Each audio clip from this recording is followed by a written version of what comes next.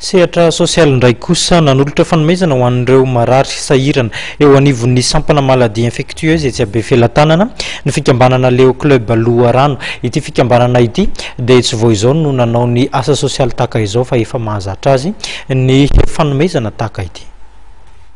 Akanjo fitafy no nentin'ireo tanora miisa 20 mivondrona ao anatin'ny fikambanana Leo Club Loharano ho an'ireo marary ao amin'ny sampana maladie infectieuse etsy Abe Filatanana.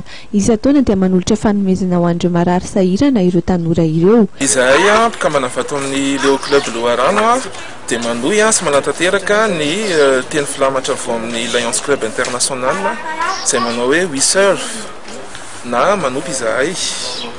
Dia ty asa sosialy ataonay androany ity dia fanomezana akanjo an'ireo marary sahirana eto amin'ny service infectieuse eto Abe Filatanana.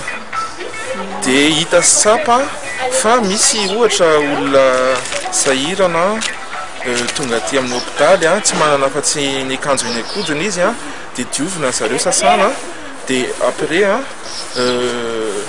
mena an'ilay akanjo vaovao. Efa naharitra efa taona izao no efa nisy ny fiarah-miasa teo amin'ny Leo Club Loharano sy ny sampana maladie infectieuse etsy amin'ny hôpitaly Abe Filatanana raha nambaran'ny mpitsabo eny an-toerana. Matetika dia misy amin'ireo marary no tsy manana afa-tsy ny eny akodiny ka izany indrindra no isan'ny antony ny fanampiana. Ireo zay manana service social,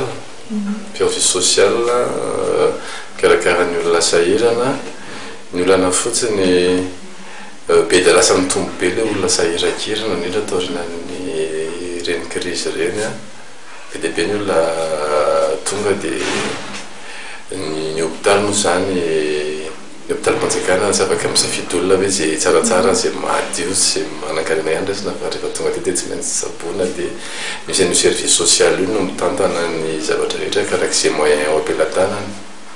Dia zareo koa manana fiarah-miasa amina olona malala-tanàna maromaro malagasy na vahiny dia izay no ahafahana hoe mamaly amin'ny ampahany ny filan'ireo olona ireo.